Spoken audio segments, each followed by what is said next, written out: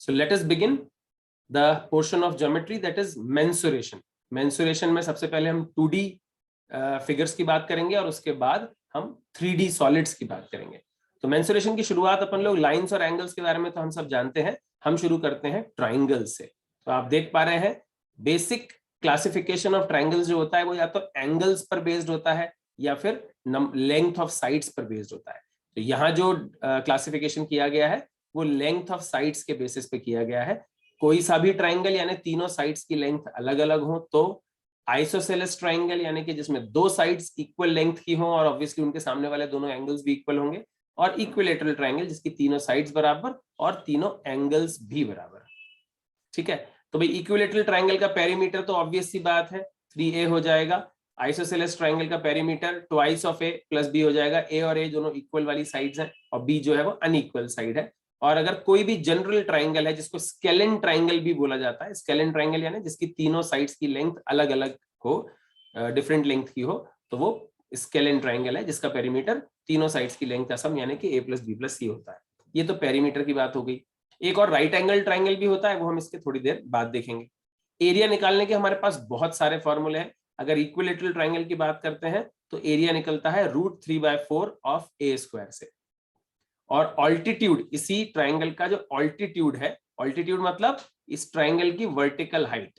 Vertical height मतलब base से सबसे हाईएस्ट पॉइंट जो है वहां तक अगर परपेंडिकुलर ड्रॉ कर दिया जाए तो उसको हम बोलते हैं h, यानी कि altitude of this triangle.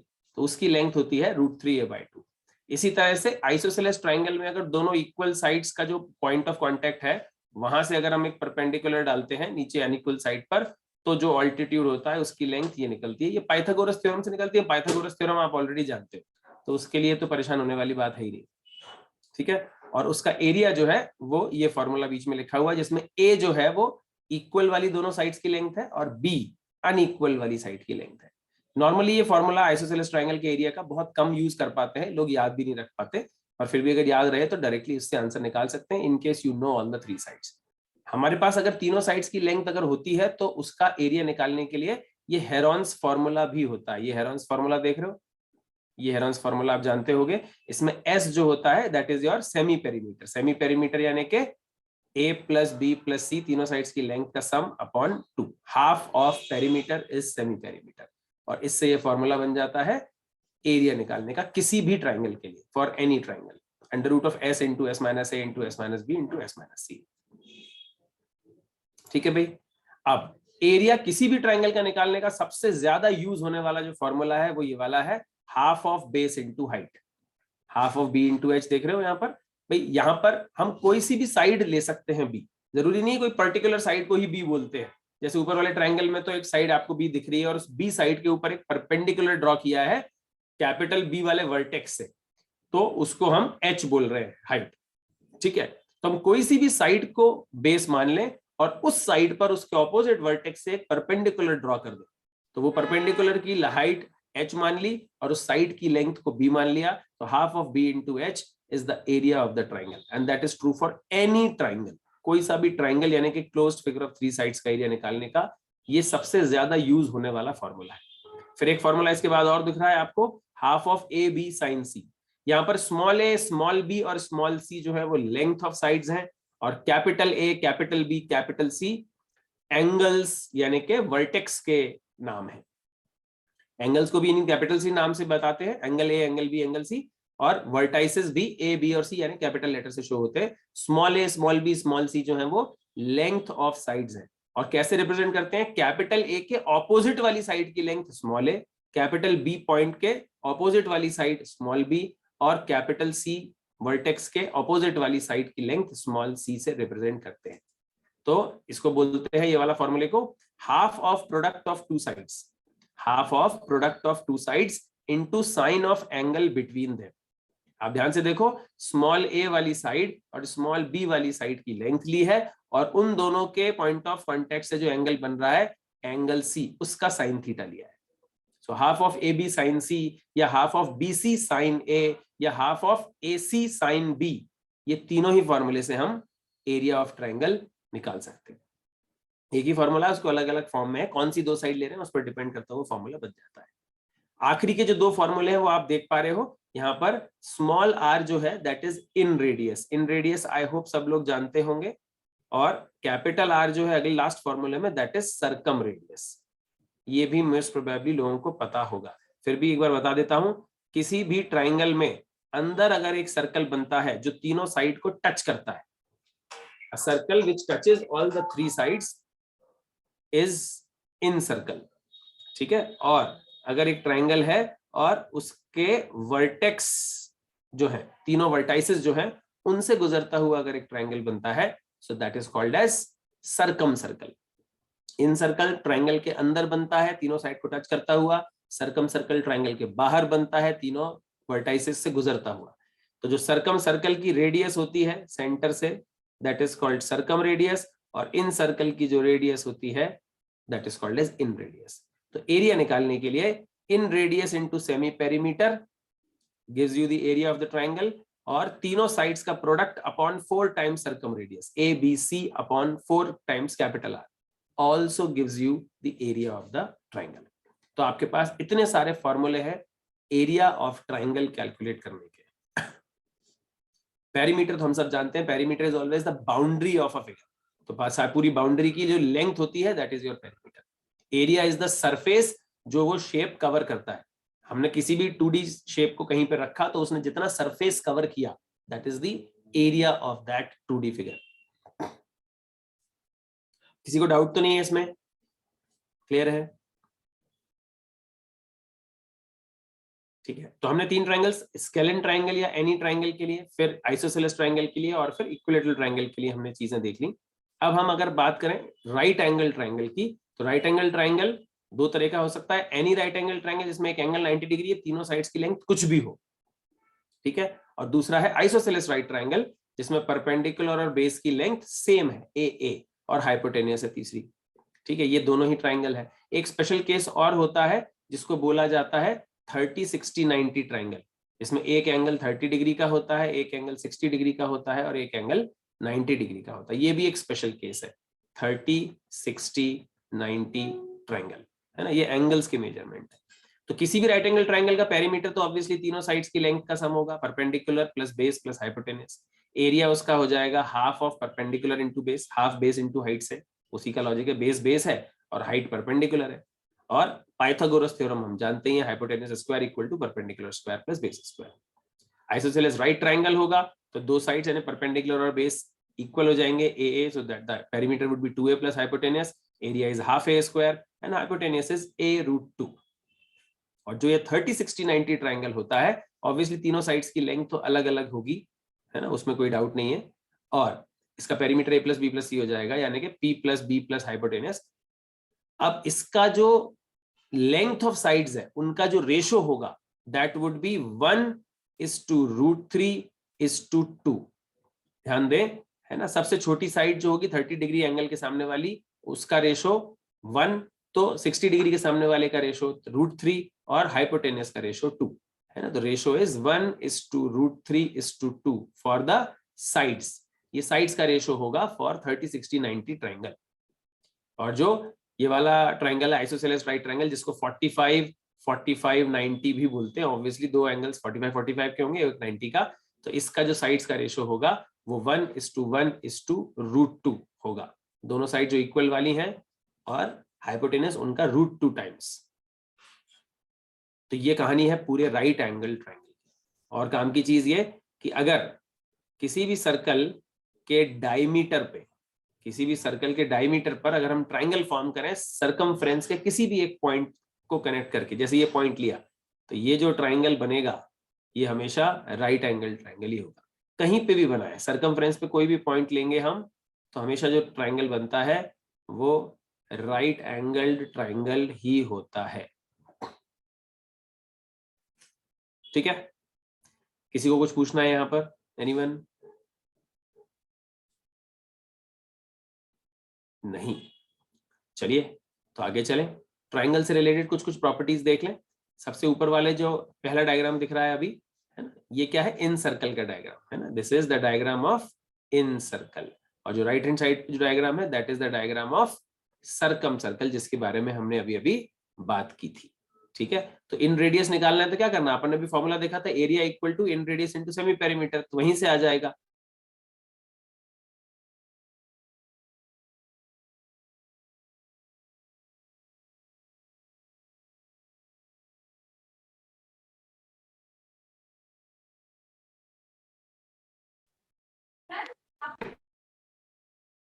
Okay,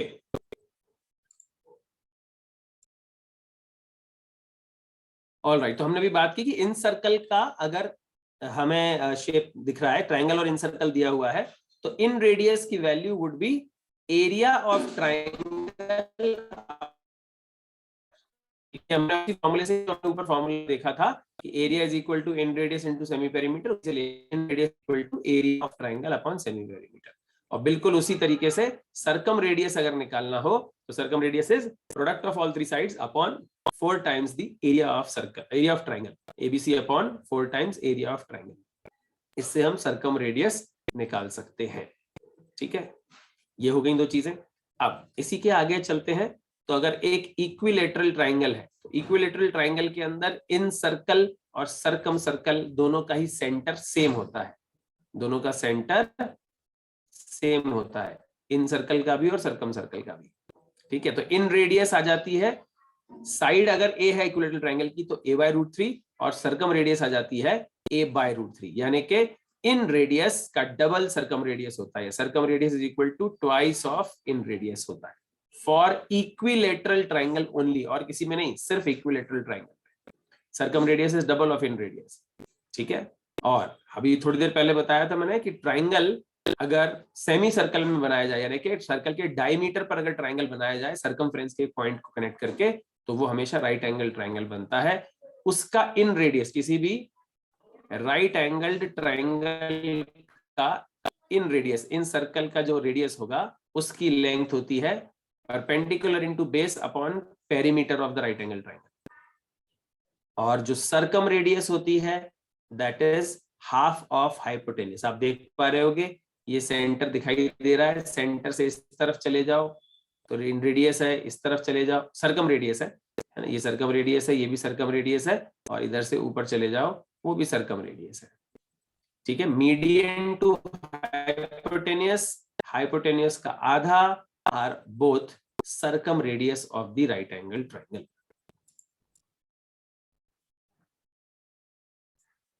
ठीक है, तो ये अभी मैं एक एक करके सारी स्क्रीन्स वापस दिखा देता हूं। ये जो स्क्रीन है इसको आप चाहें तो स्क्रीनशॉट्स ले सकते हैं सो दैट आपके पास ये चीजें रहें। ठीक है, ये जो डायग्राम्स दोनों दिख रहे हैं, लेफ्ट वाला इक्विलेटरल ट्रायंगल के लिए है, राइट वाला राइट एंगल्ड ट्रायंगल के लिए है। ठीक है, इसके ऊपर जो हमने डायग्राम बनाए थे, है ना, they were for incircle and circumcircle, inradius circumradius की वैल्यू निकालने के लिए। इसका भी आप स्क्रीनशॉट चाहें तो ले सकते हैं। और सबसे ऊपर जो हमने बात की थी, नहीं सॉरी, उसके पहले ये बीच में राइट एंगल ट्रायंगल की भी बात की थी। राइट एंगल ट्रायंगल्स हैं सारे अलग अलग टाइप्स के, और इसके भी पहले हमने बात की थी सारे ट्रायंगल जितने भी होते हैं उन सबके एरिया और पेरीमीटर की। ठीक है, तो ये ट्रायंगल की पूरी दुनिया हमने जो है यहाँ पर हमने एक्सप्लोर कर लिए। बाकी थ्योरम्स वगैरह तो बहुत सारी हैं, फिर मीडियन, ऑल्टीट्यूड, इन सेंटर, सरकम सेंटर निकालने के तरीके, एंगल बाइसेक्टर, परपेंडिकुलर बाइसेक्टर, बहुत सारी चीजें थी ज्योमेट्री में। फिलहाल उन सब की डिटेल में बात नहीं कर रहे। ठीक है, यहाँ तक किसी को कुछ पूछना है? Anyone, any question?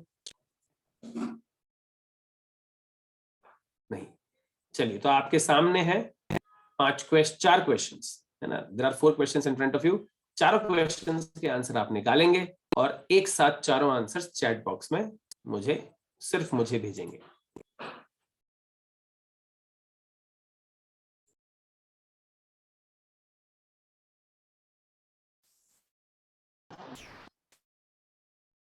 चलिए देखें जरा कि कैसे करने हैं क्वेश्चंस। अभी तक कुछ ही लोगों ने आंसर्स भेजे हैं। तो भाई पहला क्वेश्चन क्या बोल रहा था? Length of sides is given, right angle triangle है, 5, 12, 13 समझ में आ जाना चाहिए देखते से ही। ठीक है, क्योंकि 5, 12 और 13 का सेट जो है वो पाइथागोरियन ट्रिपलेट है, यानी कि वो राइट एंगल ट्राइंगल ही बनेगा, तो जज में आ ही जाएगा।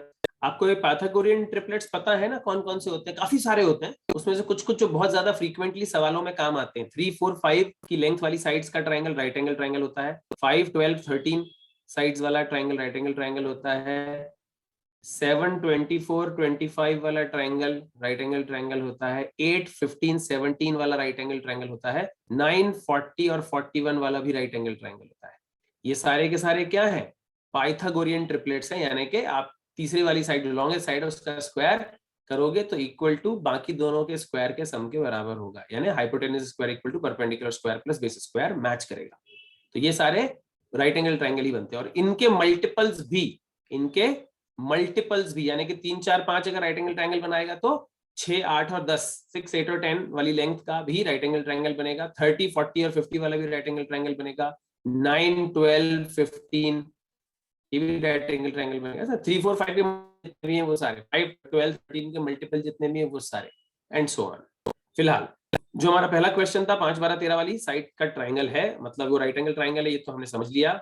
ठीक है, ये रहा 5, ये रहा 12 और ये रहा 13। और बोला है 13 वाली साइड पे जो परपेंडिकुलर आएगा उसकी लेंथ कितनी होगी। तो इसके लिए देखो बेसिक तरीका, इस ट्राइंगल की लेंथ, अगर ये जो हाइट है ये h मान लेते हैं अपन, जो हमें निकालना है वैल्यू जिसकी वो h है अगर, सो half of 5 into 12 will be the area of the triangle. half of 5 into 12, half of base into height, perpendicular into base is the area of triangle, or half of 13 into h will also be the area of this same triangle। भाई half of base into height होता है ना, तो अगर 13 वाली side को base ले लो तो h हाइट हो गई, so half of 13 into h is the area of this triangle। और अगर 12 वाले को बेस ले लो तो 5 हाइट हो गई, यानी half of 12 into 5 is also the area। ठीक है, तो बस अब क्या बचा, h निकालना है, h is equal to 5 into 12 upon 13। ठीक है, so that is the answer 60 by 13 centimeter is the length of the perpendicular from the vertex opposite to the longest side। ठीक है भाई, ये पहले क्वेश्चन का आंसर है। दूसरा, second question, isosceles triangle given है और उसका पेरीमीटर 6 + 3√2 गिवन है। 6 + 3√2, हम जानते हैं कि आइसोसेलेस ट्राइंगल जो होगा, और राइट एंगल ट्राइंगल है ना, आइसोसेलेस राइट ट्राइंगल, ये खास बात, ये वाली साइड ए, ये वाली साइड ए, तो ये वाली साइड a√2 होती है। और इसके पेरीमीटर को देखकर साफ समझ में आ रहा है क्या, कि ये साइड 3 होगी, ये साइड 3 होगी और ये वाली साइड 3√2 होगी। 3√2 अगर हाइपोटेनियस है तो साइड 3 होने वाली है, तय है। और 3 + 3 + 3√2 इज द पेरीमीटर हुआ है। तो अगर साइड मुझे 3, 3 और 3√2 मिल गई तो एरिया क्या हो जाएगा इस ट्राइंगल का, हाफ ऑफ 3 into 3 यानी के 9/2 यानी के 4.5 square metres. This is the area of the right triangle, right isosceles right triangle. ये सेकंड का आंसर हो गया। तीसरा क्वेश्चन क्या है, ध्यान से समझे भाई। ये जो राइट एंगल ट्राइंगल होता है ना, इसका जो परपेंडिकुलर और बेस होता है, इनको legs of the right angle triangle भी कहा जाता है ना। परपेंडिकुलर और बेस जो होते हैं राइट एंगल ट्राइंगल को legs of right angle triangle भी कहते हैं। और हाइपोटेनस तो हाइपोटेनस के नाम से ही जानी जाती है। तो क्वेश्चन क्या दिया हुआ है, थर्ड क्वेश्चन, कि one leg of right angle triangle is increased by 6। अच्छा, पहले आइसोसेलेस राइट ट्राइंगल, ठीक है, सबसे पहले जो चीज दी हुई है वो ये कि जो ट्राइंगल गिवन है वो एक आइसोसेलेस राइट ट्राइंगल है, यानी कि दोनों साइड बराबर है। ठीक है, अब इसकी एक साइड को 6 सेंटीमीटर बढ़ा दिया गया, ये बढ़ा दिया मैंने, और दूसरी साइड को 4 सेंटीमीटर कम कर दिया गया, तो ये कम कर दिया मैंने। और फिर जो राइट एंगल ट्राइंगल बना ये वाला, ठीक है, पहले साइड ए थी, तो अब जो पूरी वाली साइड हो गई, तो ये वाली कम कर दी हमने साइड, तो ये रह गई a-4, और जो साइड बढ़ा दी वो हो गई a+6 पूरी। ठीक है, पहले दोनों साइड्स ए थी, अब एक को 6 बढ़ा दिया, एक को 4 कम कर दिया, तो एरिया है जो 24 स्क्वायर सेंटीमीटर कम हो गया, नहीं बढ़ गया, इंक्रीज बाय 24 स्क्वायर सेंटीमीटर। यानी पहले जो एरिया था दैट वाज हाफ a², और नया वाला जो एरिया है that is half of a-4 into a+6। ठीक है, पुराना वाला area was half of a into a, और नया वाला area is half of a-4 into a+6। और नया एरिया पुराने एरिया से 24 यूनिट्स, 24 स्क्वायर यूनिट्स ज्यादा है, तो बस पुराने एरिया में 24 ऐड करो, नए एरिया को इक्वल कर दो, सॉल्व करके ए की वैल्यू निकालो, ए इज इक्वल टू 36 सेंटीमीटर आ जाएगा। This is the answer of question 3। समझ पा रहे हैं सब लोग? फर्स्ट का आंसर क्या आया? 60/13 सेंटीमीटर। दूसरे वाले का आंसर आया 9/2 स्क्वायर मीटर। तीसरे का आंसर आया length of each side original 36 centimetre. ये तीसरे का आंसर है।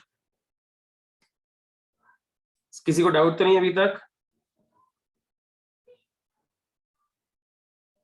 नहीं। चौथा क्वेश्चन देखें जल्दी से। चौथा क्वेश्चन क्या है? ये जो रेक्टेंगल बना हुआ है इसके अंदर शेडेड पोर्शन जो है उसका एरिया निकालना है। मतलब आपको इसका एरिया और इधर दूसरे वाले ये दोनों पार्ट्स का एरिया निकालना है अलग अलग। ऐसा एक साथ भी निकाल सकते हो तो निकाल लो, अदरवाइज अलग अलग निकालना ज्यादा आसान रहेगा।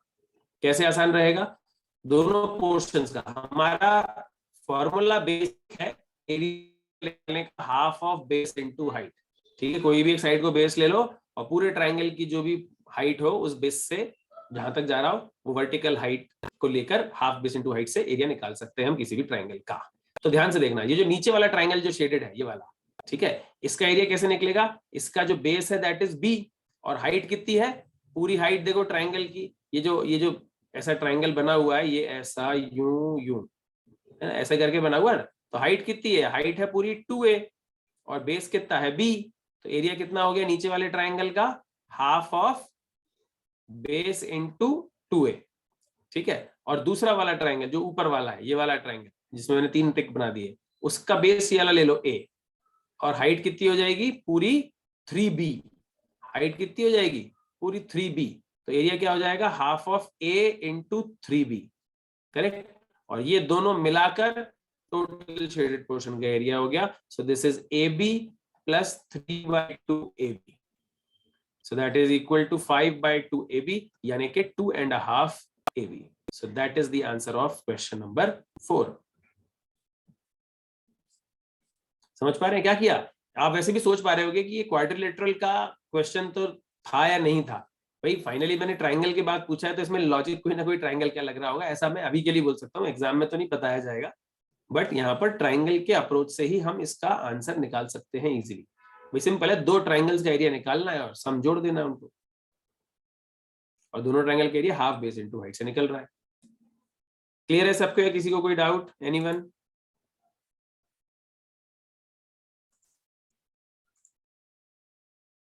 हाँ जी, किसी को कोई कंफ्यूजन है क्या?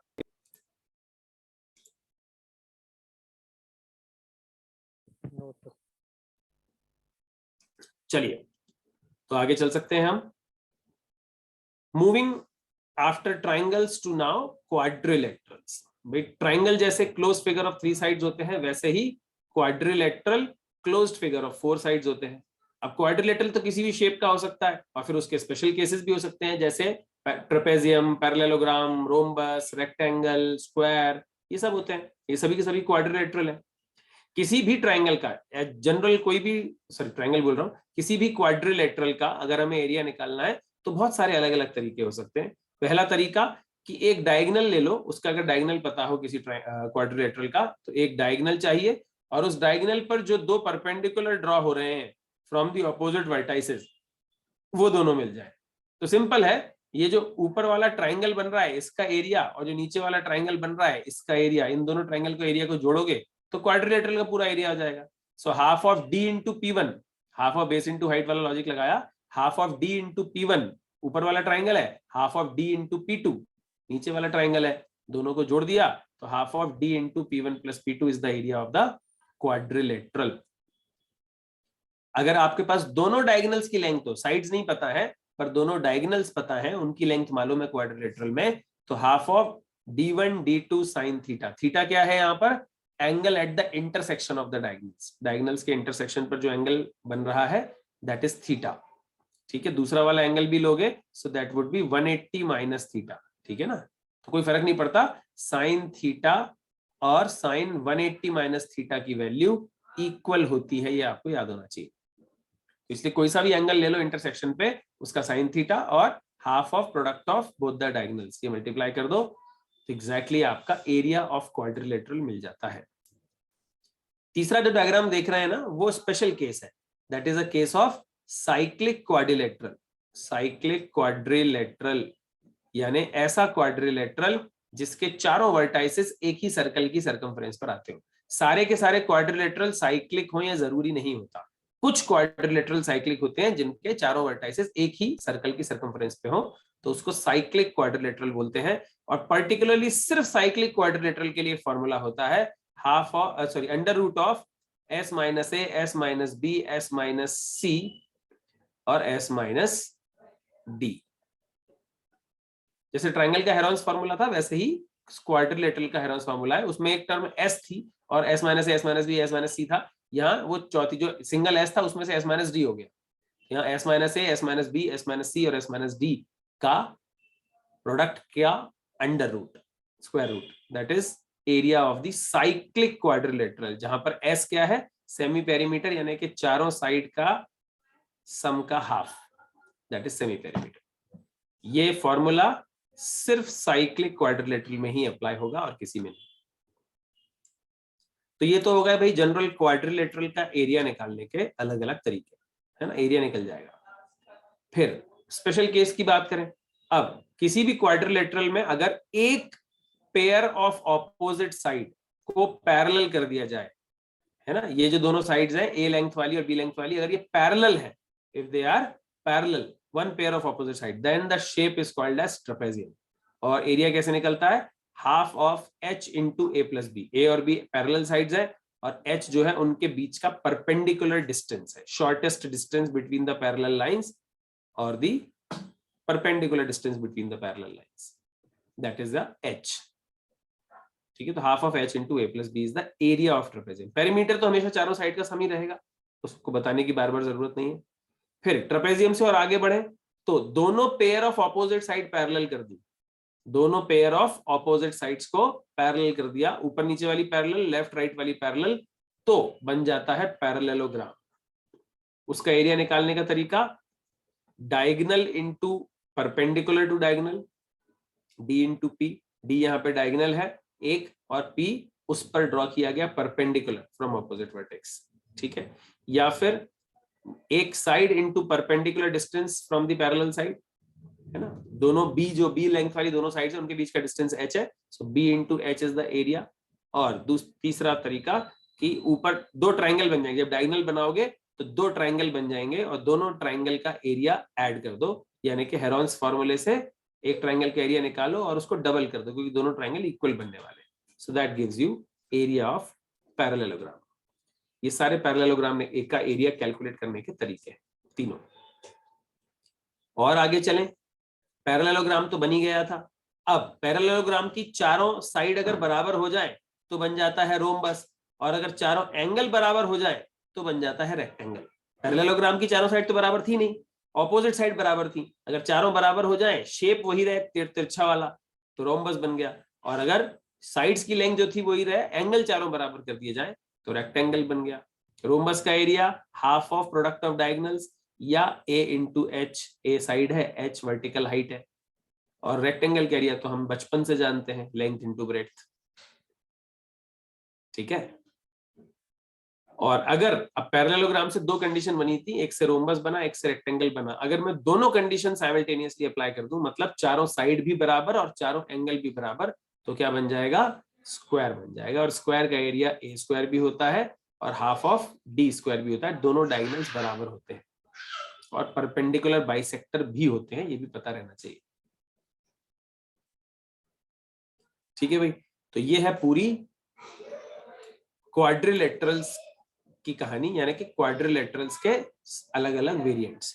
सबसे ऊपर हमने जनरल क्वाड्रिलेटरल देखा और उसमें साइक्लिक क्वाड्रिलेटरल भी था। फिर उसमें अगर एक पेयर ऑफ ऑपोजिट साइड को हमने पैरेलल किया तो ट्रेपेजियम बना, दोनों पेयर ऑफ ऑपोजिट साइड को पैरेलल किया तो पैरेललोग्राम बना। फिर पैरेललोग्राम में दो कंडीशन थी, अगर चारों साइड बराबर कर दी तो रोम्बस और चारों एंगल्स बराबर कर दिए तो रेक्टेंगल, और अगर दोनों कंडीशन अप्लाई कर दी एक साथ तो बन गया स्क्वायर। ये है पूरा खानदान क्वाड्रिलेटरल्स का, पूरी हायरार्की क्वाड्रिलेटरल की, ठीक है। क्वाड्रिलेटरल का स्पेशल केस ट्रेपेजियम, ट्रेपेजियम का फर्दर स्पेशल केस पैरेललोग्राम, फिर उस पर और फर्दर स्पेशल कंडीशन लगा दी तो रोम्बस या रेक्टेंगल, और दोनों कंडीशन अप्लाई एक साथ करती तो फिर स्क्वायर भी। इससे वो सारे ट्रू फॉल्स वाले क्वेश्चन जो होते हैं ना वो सब आंसर हो जाते हैं। जैसे कौन से ट्रू फॉल्स वाले question, every rhombus is a trapezium, yes और no, so answer is yes, every rhombus is a trapezium. हाँ, ट्रेपेजियम में से निकल के रोम्बस आया तो रोम्बस तो ट्रेपेजियम है ही। Every trapezium is a rhombus, no, वो पॉसिबल नहीं है। ट्रेपेजियम की कंडीशन से रोम्बस पूरा फुलफिल नहीं हो पाता। रोम्बस के अंदर ट्रेपेजियम है पर ट्रेपेजियम में रोम्बस नहीं। Similarly every rectangle is a parallelogram, yes, every parallelogram is a rectangle, no, ठीक है ना। रेक्टेंगल तो पैरेललोग्राम को फुलफिल करता है पर पैरेललोग्राम रेक्टेंगल को नहीं कर सकता। Every square is a parallelogram, yes, every parallelogram is a square, no, ठीक है। तो हर नीचे वाली चीज तो ऊपर वाली ही है, पर हर ऊपर वाली चीज नीचे वाले को फुलफिल पूरा नहीं कर पाएगी सारी कंडीशंस। तो ये सारे क्वेश्चंस इस तरह के बड़े आराम से आंसर हो जाते हैं, ठीक है। चलो अब स्क्वायर के कुछ स्पेशल केसेस देख लें भाई। एक बनाया हमने स्क्वायर का इन सर्कल और एक बनाया हमने स्क्वायर का सरकम सर्कल। इन सर्कल यानी चारों साइड टच हो रही है, स्क्वायर के अंदर बना है सर्कल, और सरकम सर्कल यानी चारों वर्टेक्स से पास हो रहा है और स्क्वायर के बाहर बना है सर्कल। तो इन रेडियस क्या हो जाएगी, a/2। अगर स्क्वायर की साइड a है तो इन रेडियस हो जाएगी a/2 और सरकम रेडियस हो जाएगी a/√2। सरकम रेडियस ऑब्वियसली ज्यादा होगी इन रेडियस से, बड़ा वाला सर्कल बाहर बन रहा है, ठीक है ना। तो a/√2 is circumradius and a/2 is inradius for a square of side a, ठीक है, क्लियर है। आई होप सभी लोग स्क्रीनशॉट्स लेते जा रहे हैं, क्योंकि ये सारा का सारा लिख तो नहीं पा रहे होगे उतनी जल्दी, शायद समझने की कोशिश करोगे तो नोट नहीं कर पाओगे।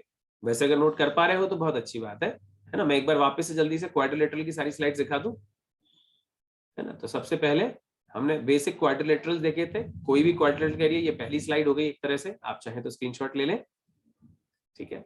फिर उसके बाद स्पेशल केस ट्रेपेजियम, फिर ट्रेपेजियम का स्पेशल केस आगे बढ़ा पैरेललोग्राम, फिर पैरेललोग्राम के दो स्पेशल केसेस, एक रोम्बस और एक रेक्टेंगल, और दोनों कंडीशन एक साथ अप्लाई की तो स्क्वायर, और फिर स्क्वायर का इन सर्कल और सर्कम सर्कल, ठीक है। शैल वी मूव अहेड, किसी को कुछ पूछना तो नहीं है यहाँ पर?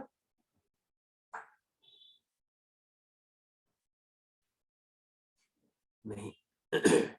चलिए सबसे पहले जल्दी से दो क्वेश्चंस हैं, ऑप्शंस आपके सामने दिए हुए हैं, आपको करेक्ट ऑप्शंस दोनों के जल्दी से पता करके और मुझे चैट बॉक्स में लिख के एक साथ दोनों के भेजने। Answer of the question number 5 is C, that is 28 centimeter, and answer of question number 6 is also C, that is 140, 140 and 1680 rupees. ये पहले वाले क्वेश्चन में कंफ्यूज अगर कुछ लोग हो रहे हो तो वो जरा समझ लें भाई। ये नीचे वाली साइड तो 6 दे रखी है, राइट वाली साइड 8 दे रखी है, हमें बाकी की साइड्स के बारे में जानकारी नहीं है कि ये और ये इन चारों की लेंथ क्या क्या है, तो फिर पेरीमीटर कैसे निकालें।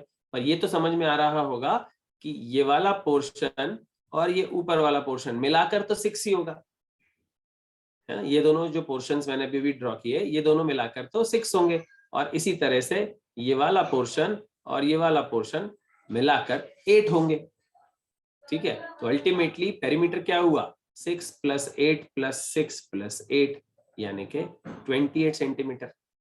मतलब ऑब्जर्वेशन का क्वेश्चन था, उसमें कैलकुलेशन तो कोई बड़ी थी ही नहीं, सिर्फ ऑब्जर्व करके जज करना था कि पेरीमीटर क्या होगा, ठीक है।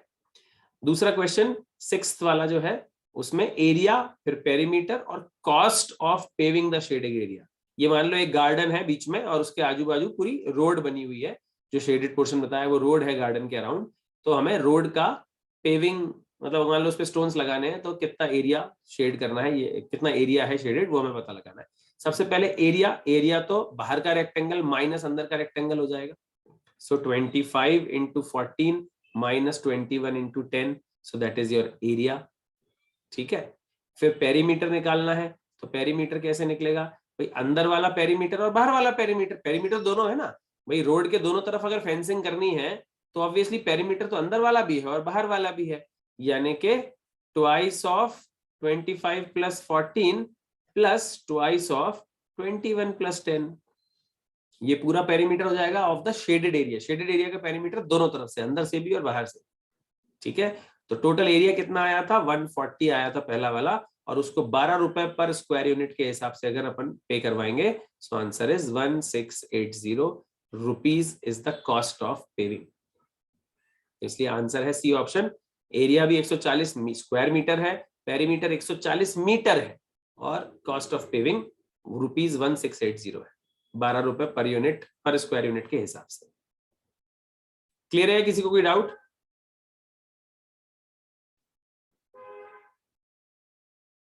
चलिए जल्दी से 5 क्वेश्चंस और हैं, 7, 8, 9, 10, 11। पांचों क्वेश्चंस करने हैं, ज्यादा टफ नहीं है, थोड़ा थोड़ा सोचना है और फटाफट से आंसर्स निकालने हैं। पांचों क्वेश्चंस का आंसर निकालें और एक साथ पांचों आंसर्स चैट बॉक्स में लिखकर मुझे भेजें। ऑलराइट,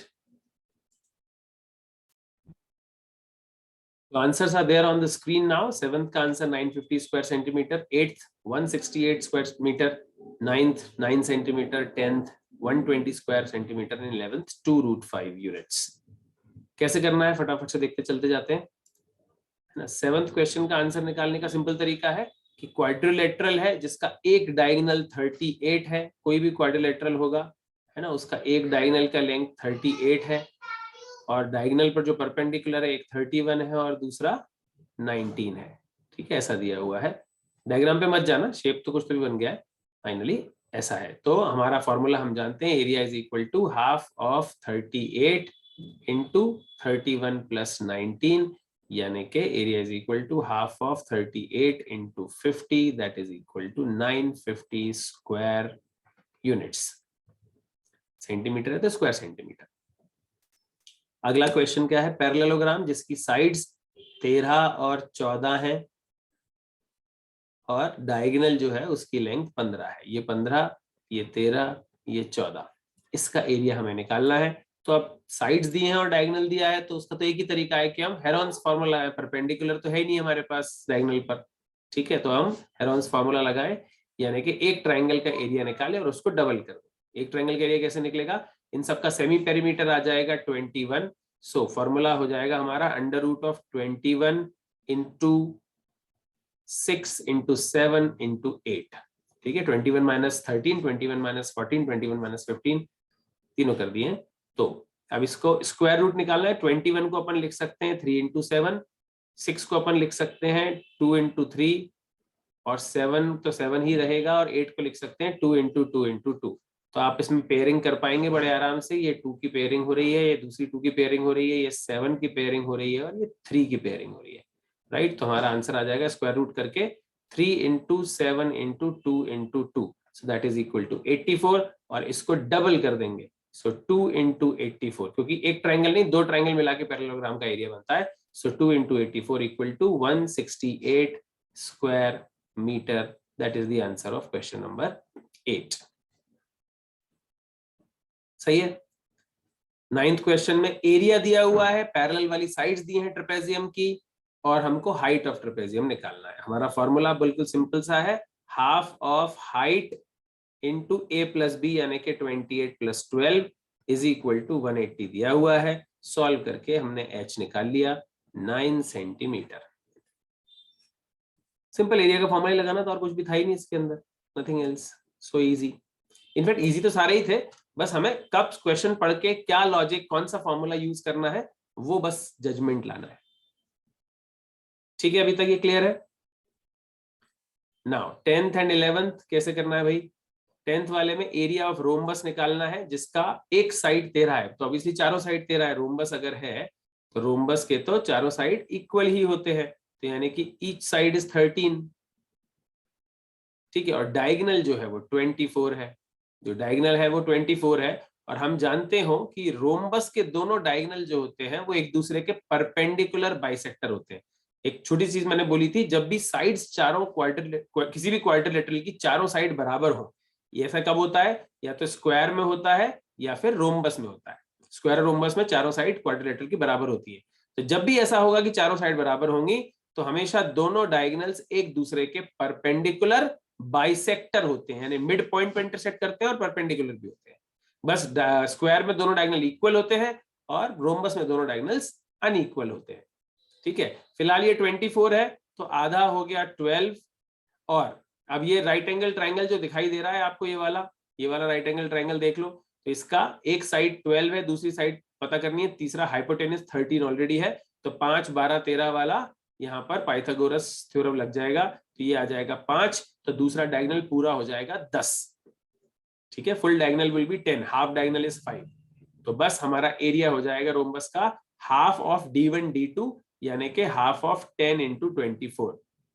10 आ गया एक डायगोनल, 24 आ गया दिया हुआ है दूसरा diagonal, so that is equal to area is 120 square centimetre, that is the area of rhombus.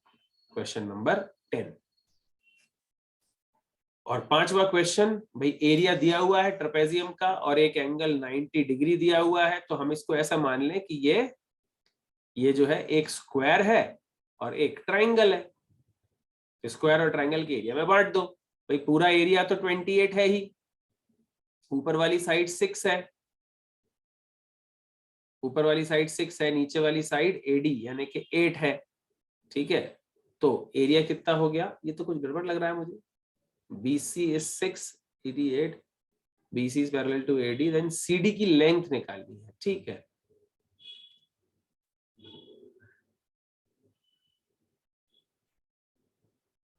Okay square नहीं है, ठीक है समझ गया। तो फाइनली हमें CD की लेंथ निकालनी है, सबसे पहले उसके लिए हमें AB निकालनी पड़ेगी। तो भाई 6, ये total area half of AB यानी कि H मान लेते हैं अपन, half of H into 6 + 8 is equal to 28, तो उससे H आ गया, कितना आ गया भाई 14 7, H आ गया 4, H आ गया 4, ये अगर 4 हो गया, तो अब जो ये ट्राइंगल दिख रहा है हमको, इस ट्राइंगल को अगर हम अलग से बना लें, ये ऐसा है, दिस इज 4, नीचे वाला ये पार्ट 2 होगा, क्योंकि 8 में से 6 अंदर इधर का है और लेफ्ट का और राइट का 2 होगा, तो ये 4 है, ये 2 है, ये राइट एंगल ट्राइंगल है, तो हमारा जो हाइपोटेनियस है वो आ जाएगा √20 यानी कि 2√5।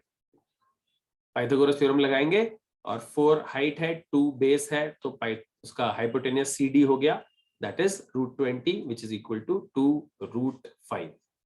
क्या ये सभी को क्लियर है या किसी को डाउट है 11th में?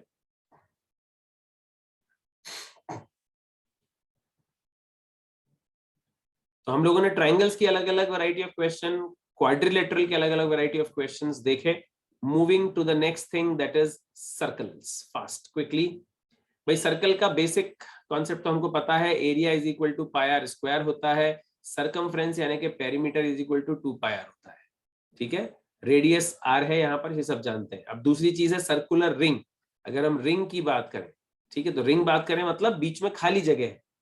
रिंग जो है वो वाइजर जैसा, वाइजर होता है ना, जैसे नट बोल्ट के बीच में डालते हैं वाइजर, तो वो वाइजर है कि बस बॉर्डर है चौड़ी सी, तो इसका ये जो शेडेड पोर्शन है इसका एरिया हमको बताना है। तो सिंपल है, बाहर वाले सर्कल की रेडियस कैपिटल आ रहा है, अंदर वाले सर्कल की रेडियस स्मॉल आ रहा है, सो पाई बड़ा R² माइनस पाई छोटा R²।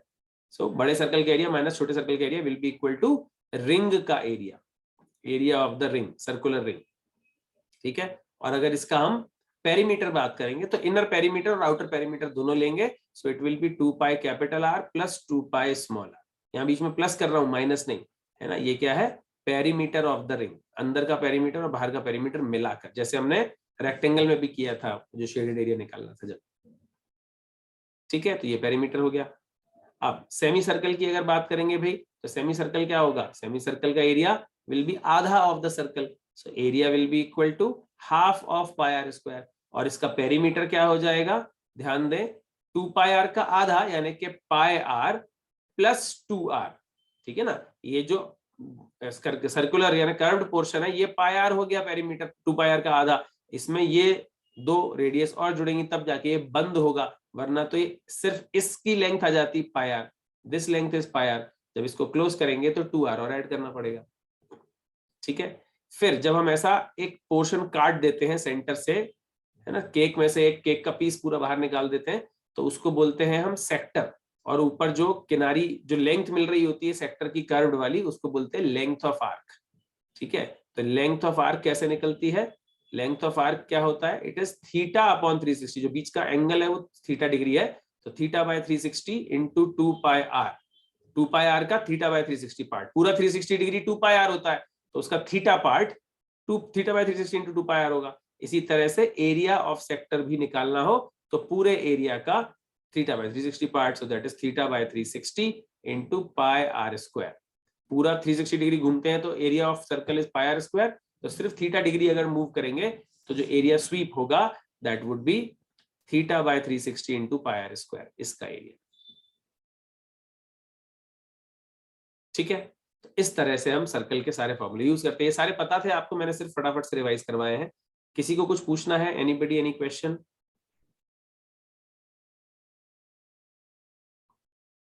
नहीं, चलिए तो जल्दी से आ गए हैं आपके सामने 4 questions based on circular formulas. ठीक है, जल्दी से चारों के आंसर्स निकालेंगे, ऑप्शंस आपके सामने दिए हुए हैं और सारे आंसर्स एक साथ चैट बॉक्स में लिखकर मुझे भेजेंगे। Options, correct options.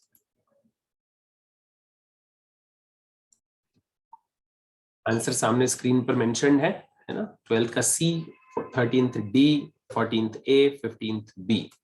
कैसे करना है भाई, देखें जरा एक बार। 12th क्वेश्चन में क्या करेंगे हम? 12th क्वेश्चन में एक स्क्वायर प्लॉट है और उस स्क्वायर प्लॉट के एक कॉर्नर से एक बकरी को बांधा हुआ है। ठीक है, और वो बकरी की जो रस्सी है जिससे वो बंधी हुई है that is 14 metre long. Square की लेंथ साइड की जो है वो दैट इज 20 बाय 20 का स्क्वायर है, लेकिन रस्सी जो है वो 14 मीटर की है। तो ऑब्वियसली बकरी जो है वो उस स्क्वायर का सिर्फ इतना हिस्सा ही ग्रेज कर सकती है, बस इतने हिस्से में ही वो फाइनली घास चर सकती है, क्योंकि इसके अलावा तो वो कहीं जा नहीं पाएगी। 14 मीटर से लंबी उसकी रस्सी हो नहीं पाएगी और अल्टीमेटली वो प्लॉट तो बाउंड्री से बंधा हुआ, मतलब प्रैक्टिकली बोले तो ये इस सर्कल का 1/4 हिस्सा है जिसकी रेडियस हो गई 14। ठीक है, तो हमें क्या करना है बेसिकली 90 बाय 360 यानी कि 1/4 बोल सकते हैं हम इसको, 1/4 ऑफ πr स्क्वायर निकालना है। पाई यानी कि 22/7 इंटू आर स्क्वायर यानी कि 14 इंटू 14। 14 हो गई रेडियस ऑफ द सर्कल जो बन रहा है, और उसका 1/4 पार्ट जो प्लॉट के अंदर वाला है वहां पर वो बकरी घास चर सकती है। तो सॉल्व कर लिया, इसका आंसर आ गया 154 स्क्वायर मीटर्स।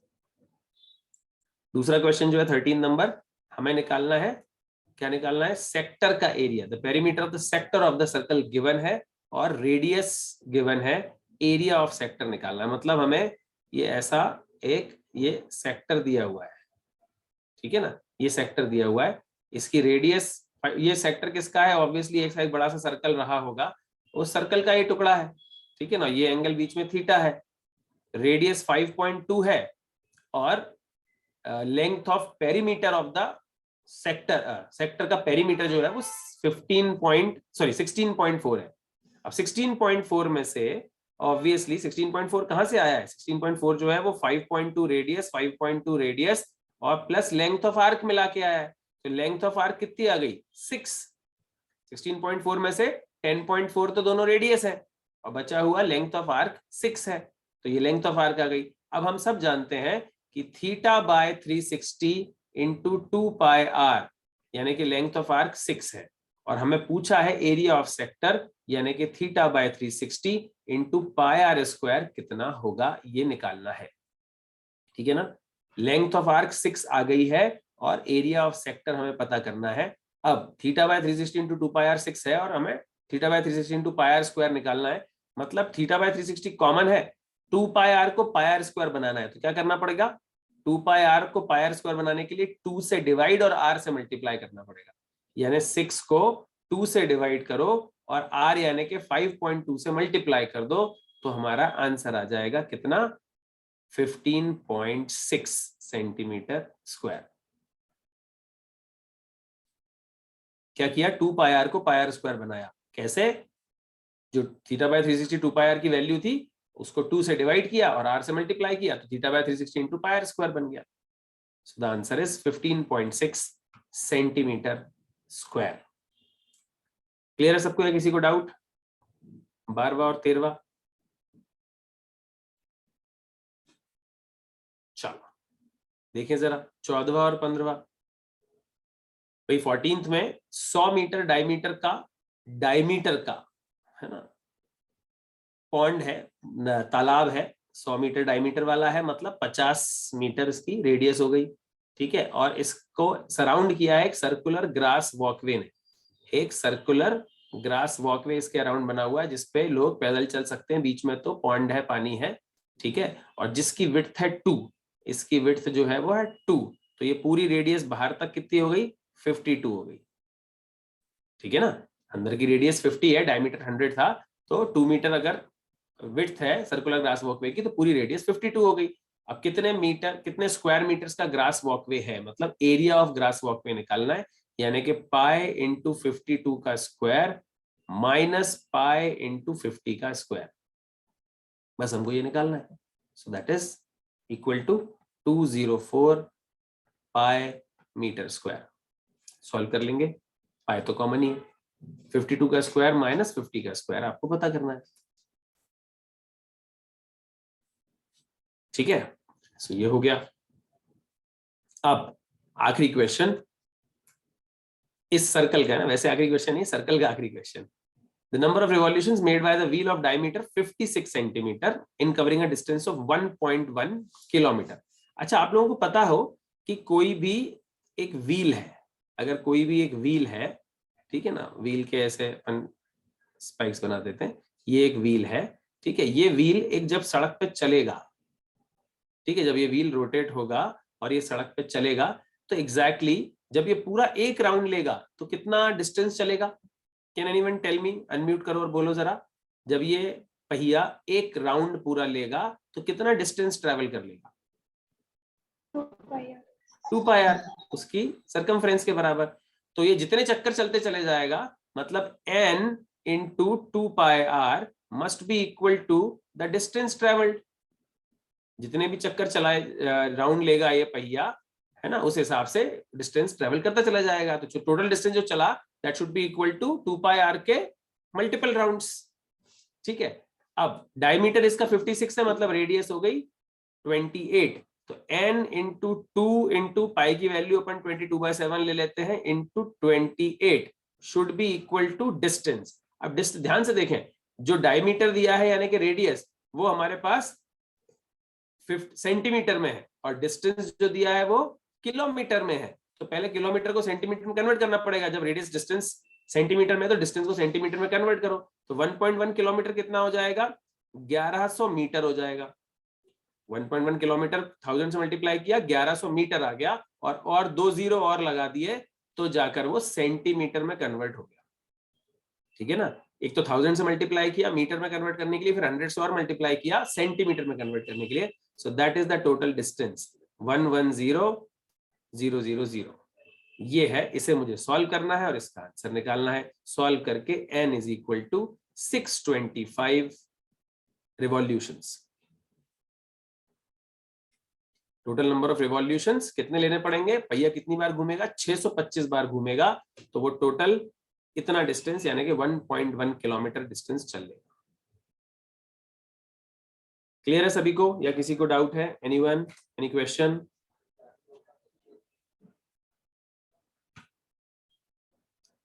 इस तरह के क्वेश्चंस और भी आपके बुक में दे रखे हैं, कुछ क्वेश्चंस तो मैंने यहाँ ले लिए हैं, और बाकी आपके चैप्टर में है। जो आपका चैप्टर है दैट इज यूनिट नंबर 14 है ना, कॉन्सेप्ट नंबर 14 आपका मेंसुरेशन का चैप्टर है, concept book of quantitative aptitude में, ठीक है। उसमें 2D और 3D दोनों के क्वेश्चंस, अभी अपन ने 2D किया है, थोड़ा समय बचा है, 3D के भी बेसिक्स हम कुछ जान लेते हैं, फॉर्मूले जान लेते हैं, सो दैट हम 3D के क्वेश्चंस भी कर पाए। ऑलराइट, किसी को कुछ पूछना है इसमें 2D से रिलेटेड? Anyone, any question? हमने ट्राइंगल्स, क्वाड्रिलेटरल्स और सर्कल्स की सारी बातें की।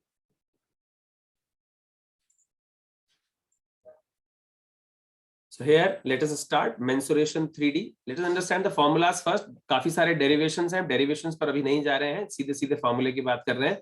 तो भाई जो वॉल्यूम होता है ना, वॉल्यूम किसी भी क्यूब का, when we talk about cube the volume is a cube, ठीक है। लॉन्गेस्ट डायगोनल जो होता है किसी भी क्यूब के अंदर, longest diagonal is a√3। Total surface area जो होता है इसको कवर करने के लिए, जो सारे सरफेसेस हैं बाहर बाहर के, total surface area is 6a²। ये सारी चीजें आपको पता है, बस मैंने वापस से रिवाइज कराई है। जब हम क्यूबॉइड की बात करते हैं, ठीक है, क्यूबॉइड, इसको रेक्टेंगुलर पैरेललोपाइप्ड भी कहा जाता है, क्यूबॉइड को रेक्टेंगुलर पैरेललोपाइप्ड, ठीक है। तो इसका वॉल्यूम जो होता है that is length into breadth into height. इसका लॉन्गेस्ट डायगोनल जो होता है that is under root of L square plus B square plus H square. सब पाइथागोरस थ्योरम से निकलने वाला ही है ना, बहुत आसान है, डेरिवेशन अगर देखना चाहोगे तो। और टोटल सरफेस एरिया जो होगा that is twice of L B twice of B H twice of L H, that is total surface area. अगर आप एक कमरे में हो, उस कमरे को आप क्यूब मान लो या क्यूबॉइड मान लो, तो दो, चलो क्यूबॉइड मान लेते हैं उस कमरे को जिसको आप, जिसमें आप बैठे हुए हो, वो क्यूबॉइड है। तो एक नीचे की जमीन, एक ऊपर की छत, एल बी उन दोनों का एरिया, लेफ्ट वाली दीवार और राइट वाली दीवार वो हो गई बी एच दोनों का एरिया, और सामने वाली दीवार और पीछे वाली दीवार would be L H and L H. That is how total surface area would be covered. और यही क्यूब के अंदर ए स्क्वायर हो जाएंगे 6 फेसेस, नीचे ऊपर लेफ्ट राइट आगे और पीछे, ठीक है। जब हम सिलेंडर की बात करते हैं तो volume is pi are square H. Circular cylinder, circular right circular cylinder की बात कर रहे हैं, ठीक है। और टोटल सरफेस एरिया जो होता है वो एक तो कर्व सरफेस एरिया जो साइड वाला है, और एक ऊपर और नीचे का टॉप और bottom. So that is 2 pi r H plus 2 pi are square. 2 pi r H curve वाला हो गया, और पाई आर स्क्वायर नीचे का, पाई आर स्क्वायर ऊपर का, ठीक है। फिर हम जब कोन की बात करते हैं तो कोन के केस में, ये कोन है, पहले वाला सिलेंडर था, और हम right circular cylinder right circular cone की बात कर रहे हैं, राइट एंगल पर है और नीचे का बेस सर्कल ही है। वॉल्यूम होता है 1/3 पाई आर स्क्वायर एच, यानी कि सिलेंडर के वॉल्यूम का एग्जैक्टली 1/3। और टोटल सरफेस एरिया होता है pi R L plus pi are square. L यहां पर स्लैंट हाइट है, slant height which is the hypotenuse of vertical height and radius, vertical height of the cone and radius of the base, ठीक है भाई। ये हो गए इनके फॉर्मूले। फिर आते हैं इसी के जैसे प्रिज्म, तो प्रिज्म का वॉल्यूम जो होता है, prism that is base area into height, ठीक है। और यहां पर हम जब पिरामिड की बात करेंगे तो that would be volume would be 1/3 of base area into height। जैसे सिलेंडर में से कोन निकलता है 1/3 वॉल्यूम के साथ, बिल्कुल वैसे ही प्रिज्म में से पिरामिड निकलता है 1/3 वॉल्यूम के साथ, ठीक है। इनके टोटल सरफेस एरियाज भी निकाले जा सकते हैं, ओके, ठीक है। एक बार मैं वापस से सारे फॉर्मूले दिखा रहा हूं, पहले ऊपर वापस चलते हैं। ये क्यूब, क्यूबॉइड, सिलेंडर और कोन, ठीक है। स्क्रीनशॉट ले लीजिए, फॉर्मूले सारे एक साथ आ जाएंगे, ठीक है। नोट भी कर सकते हैं अगर आप चाहें तो। और इसी के आगे चलें तो बिल्कुल सिलेंडर की तरह प्रिज्म और कोन की तरह पिरामिड, उन्हीं में से निकलने वाला। तो सिलेंडर, कोन, प्रिज्म और पिरामिड, उनके वॉल्यूम्स। टोटल सरफेस एरिया निकालना चाहेंगे तो निकाल पाएंगे। यहां पर मैं बता देता हूं, total surface area will be equal to N A H, number of sides जितनी भी होंगी नीचे वाले पॉलीगॉन में, है ना, N A H plus base area, twice of base area rather, है ना, N A H plus twice of base area. A क्या है, नीचे वाले पॉलीगॉन की साइड, नीचे कुछ भी हो सकता है पॉलीगॉन, है ना। ये पेंटागन का प्रिज्म है, पेंटागोनल प्रिज्म। ये हेक्सागोनल भी हो सकता है, ऑक्टागोनल भी हो सकता है, डेकागोनल भी हो सकता है, ट्रायंगुलर भी हो सकता है, कैसा भी प्रिज्म हो सकता है। आपने जो स्कूल में देखे हुए प्रिज्म वो सब ट्रायंगुलर बेस पे थे, वो सब ट्रायंगल बेस वाले प्रिज्म देखे थे। हम सिर्फ उसकी बात ही नहीं कर रहे, वो तो है ही, पर ये ट्रायंगल की जगह ये वाली चीज स्क्वायर भी हो सकती है, पेंटागन, हेक्सागन, ऑक्टागन, कुछ भी हो सकती है, ठीक है। तो it is N A H, H is the vertical height, A is the side of the polygon and N are the number of sides of the polygon plus twice of base area. और यहां पर हम बात करेंगे pyramid की, तो pyramid में हो जाएगा, it would be half of N A L, L is the slant height, plus base area, that would be the total surface area. इसका भी आप पूरा स्क्रीनशॉट ले सकते हैं। सिलेंडर, कोन, प्रिज्म और पिरामिड हो गया, ठीक है। एक ऑलर्स थ्योरम होती है। ऑलर्स थ्योरम क्या बताती है कि किसी भी किसी भी सॉलिड के number of faces plus number of vertices minus number of edges are always equal to 2। Number of faces plus number of vertices minus number of edges will always be equal to 2। कोई भी solid हो, अगर आपको तीन में से दो चीजें पता है तो तीसरी चीज आप इस फॉर्मूले से निकाल के बता सकते हो, ये किसी भी सॉलिड के लिए ट्रू रहता है। ठीक है, फिर ये आते हैं अगले स्फीयर। फिर जैसे इसको बोल सकते हैं हम हॉलो स्फीयर, या तो हॉलो स्फीयर कह सकते हैं हम इसको, अंदर से खोखला है, शेल है, या फिर इसको स्फेरिकल शेल भी बोलते हैं। स्फेरिकल शेल मतलब जो स्फीयर है वो क्रिकेट की बॉल है, अंदर से पूरी सॉलिड भरी हुई कंप्लीट, ठीक है। और हॉलो स्फीयर या स्फेरिकल शेल हम टेबल टेनिस की बॉल या टेनिस की बॉल को बोल सकते हैं, जिसमें अंदर हवा है, सिर्फ शेल है जिसका वॉल्यूम है। तो इसका वॉल्यूम हो जाता है 4/3 पाई आर क्यूब स्फीयर का वॉल्यूम, और हॉलो स्फीयर या स्फेरिकल शेल का वॉल्यूम हो जाता है 4/3 पाई बाहर का रेडियस का क्यूब माइनस अंदर के रेडियस का क्यूब, है ना। जैसे हमने सर्कुलर रिंग का निकाला था एरिया, बिल्कुल उसी तरह से यहाँ पर वॉल्यूम निकाल दिया स्फेरिकल शेल का। और जो हेमिस्फीयर यानी कि आधा स्फीयर होगा उसका वॉल्यूम ऑब्वियसली आधा हो जाएगा, 2/3 पाई आर क्यूब। जब हम सरफेस एरिया की बात करेंगे, टोटल सरफेस एरिया, तो स्फीयर का होता है 4 पाई आर स्क्वायर। जो हॉलो स्फीयर होगा उसका भी 4 पाई आर स्क्वायर ही रहेगा, क्योंकि बाहर बाहर का ही सरफेस दिखाई देगा, अंदर का सरफेस तो नजर ही नहीं आएगा। आप अंदर से तो देख नहीं सकते किसी भी हॉलो स्फीयर को जब तक स्फीयर को काटोगे नहीं, तो बाहर का ही एरिया माना जाता है। और यहाँ पर जो टोटल सरफेस एरिया होता है, इसमें एक तो 2 पाई आर क्यूब तो हो ही गया, और एक ऊपर का सरफेस और मिला। जब हम एप्पल काटते हैं तो रेड वाला सरफेस का एरिया तो आधा मिल ही जाता है, एक व्हाइट सरफेस और एडिशनल मिल जाता है, तो ऑब्वियसली उसको भी टोटल सरफेस एरिया में शामिल करना होता है। So that is how it becomes 3 pi are square. 2 pi are square plus pi are square makes it 3 pi are square. तो ये हेमिस्फीयर के वॉल्यूम और सरफेस एरियाज हो जाते हैं। ठीक है, जिस तरह से हमने पहले सर्कल, फिर सर्कुलर रिंग और सेमी सर्कल का डेटा निकाला था, बिल्कुल उसी तरह से स्फीयर, स्फेरिकल शेल और हेमिस्फीयर का निकाल लिया डेटा। ये सारे फॉर्मूले हो गए। किसी को कुछ पूछना है इसमें से?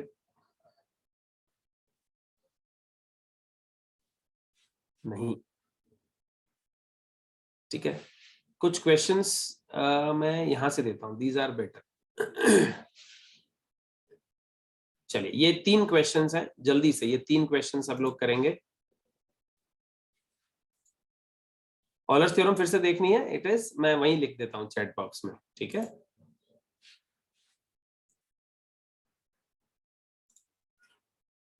सब लोग ये तीनों क्वेश्चंस फटाफट से सॉल्व करेंगे, आंसर्स निकालकर चैट बॉक्स में मुझे भेजेंगे।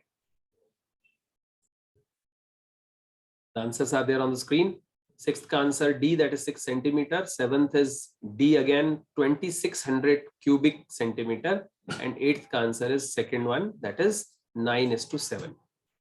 सबसे पहले 8th को ही देख लेते हैं जल्दी से। भाई 3 आइडेंटिकल क्यूब्स हैं, ये आपको नजर भी आ रहे हैं, 3 क्यूब्स हैं जिनको चिपका दिया गया।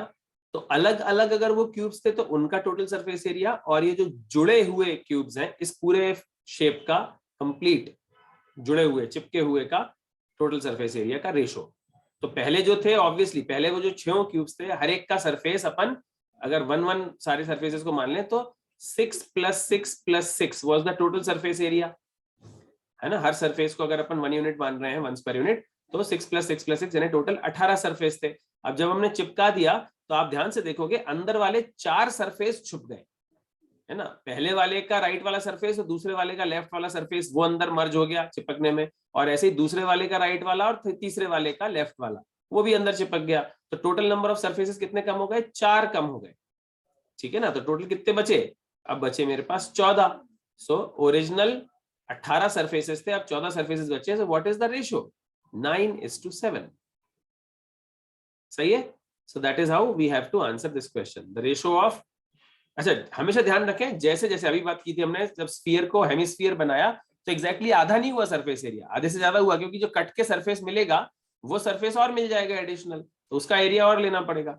जितना हम किसी भी सॉलिड को कट करते जाते हैं, पीसेस करते जाते हैं, उतना सरफेस एरिया एडिशनल मिलता चला जाता है। और जितना हम सॉलिड्स को आपस में चिपकाते जाएंगे, जोड़ते जाएंगे, उतना सरफेस एरिया कम होता जाएगा। वॉल्यूम वही रहेगा, वॉल्यूम चेंज नहीं होगा, पर सरफेस एरिया चेंज हो जाएगा अगर हम पीसेस करते हैं या पीसेस को जोड़ते हैं तो।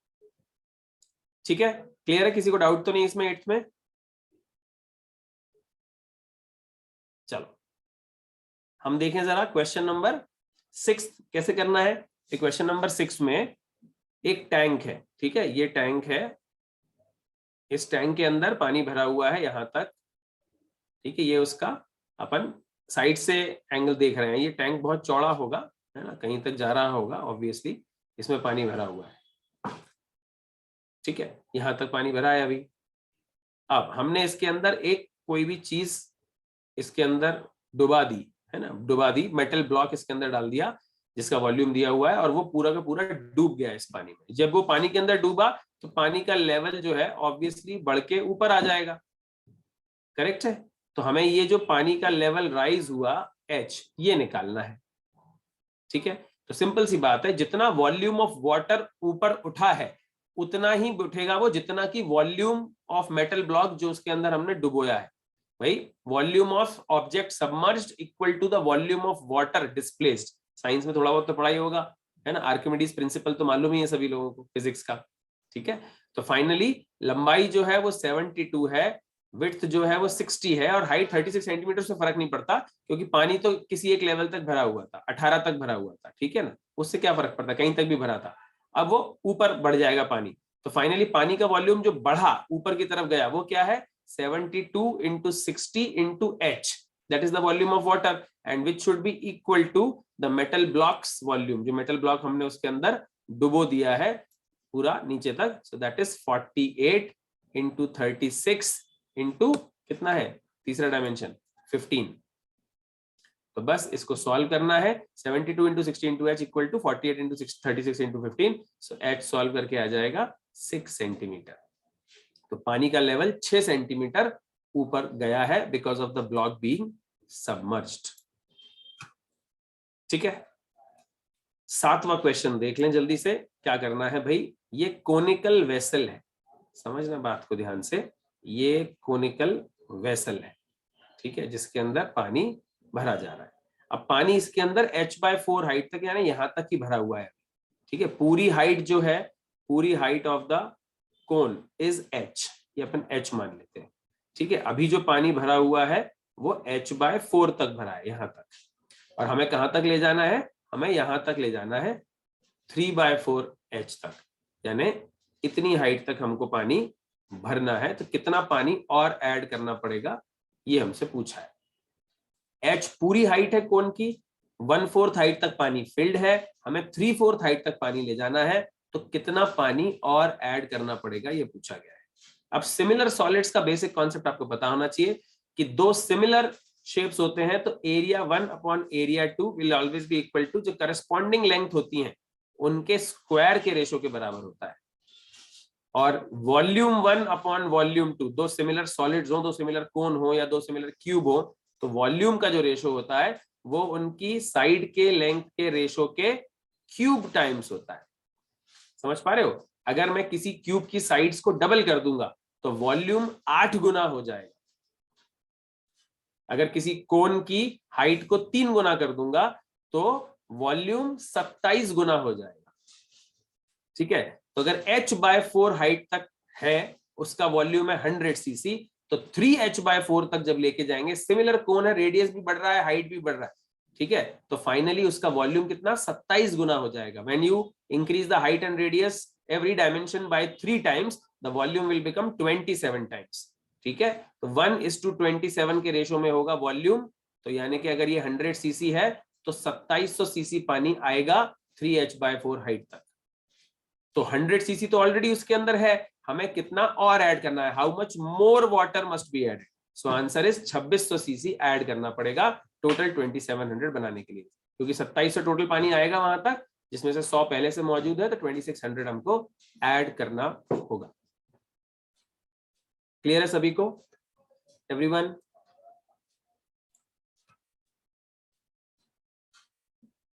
राइट, अभी और क्वेश्चंस तो कर नहीं पाएंगे, समय कम बचा हुआ है, तो आप चाहें तो ये इसका स्क्रीनशॉट ले लीजिए, तो ये क्वेश्चंस आप घर पर कर लीजिएगा। राइट, क्वेश्चन नंबर 1 2 3 4 5 जो है उनका स्क्रीनशॉट ले लें and then you can solve them at home.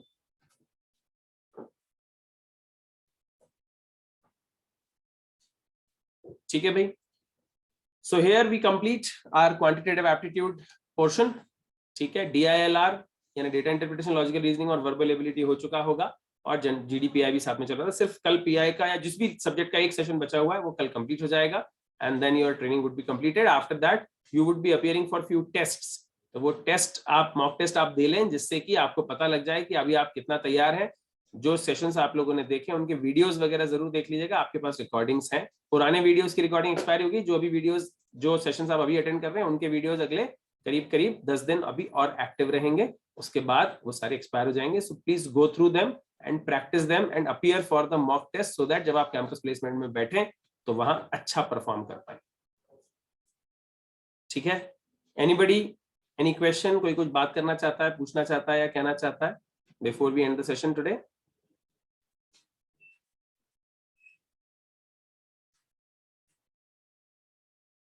चलिए, नहीं, सब घर जाना चाहते हैं. Alright, thank you everybody. All the best for your campus placements.